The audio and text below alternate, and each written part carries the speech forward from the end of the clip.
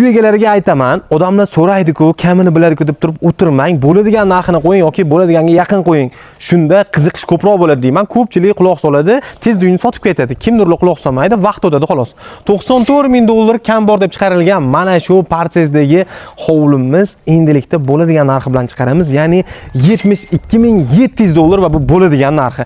Ishonavering, bu hududdan hozirgi kunda mana shunaqa qurilish qilib yer olishga bundan ancha ko'p pul ketadi. Sizlar uchun maksimal narxini kelishtirib qo'ydik. Egalarning telefon nomerini videoni pastda qoldiraman. Sotilib ketmasdan mana shunaqa uy sotib olishingiz mumkin. Hozir to'liq obzorini ham ko'rsatib o'taman. Parsezda joylashgan ushbu hovlimizni mana shu holatga kelishiga o'zi 40-50 mingdan atrofidagi pul ketib qolgan ekan, lekin hovlimizni yer narxini qulayroq hisoblab sizlar uchun qulayroq narxda berib yuborishar ekan. Demak, Parsez 15-Musaffo ko'chada, ko'chaning oxiriga to'g'ri keladi. Mana shu uyimiz sotuvga qo'yildi. 8 sotix maydonni o'z ichiga olgan hovlimizni hozir xonalarning planirovkasi bilan birga tushuntiraman. Birinchi darvozaxonadan kirganimizda navesga e'tibor berasiz. Ko'p uylarimizda 4 metrli naves bo'lsa, bu yerda 6 metrli baland navesdan foydalanib ketilgan ekan. Juda ham chiroyli uyimizga hashamat berib turibdi. Demak, podval qismi to'liqligicha 20 metrli podval bo'lgan ekan. Ikkita xonaning tagi.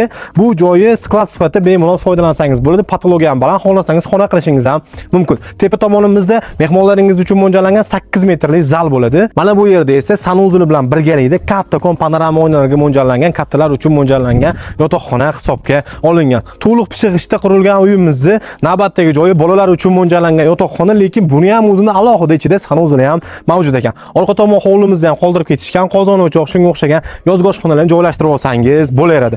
Navbatdagi joyimizga kelamiz. 8 sotixli hovlimizning naqd 8 ta xonasi bor. Bu yerda uy dahliz ko'rinishida 2 xona uyimiz planirovka qilingan, oxirida o'zini sanuzuli ham bor ekan. Pastki podval qismimiz yana 20 metrli kattakon podval bo'lgan. Bu yerni ishlab chiqsangiz ham bo'ladi. 4 metrli balandlikda qilib turib, juda ham baland qilib ishlangan ekan. Mana bu uylarimizda panorama oynalar mo'ljallangan. Chekka qismimizda yana bitta kattalar uchun mo'ljallangan yotoqxonamiz, ichida sanuzul bilan planirovka bo'lgan, hamda katta ikkinchi mehmonxona yoki birga o'tiradigan qanaqadir xona ham mo'ljallab qo'yilgan.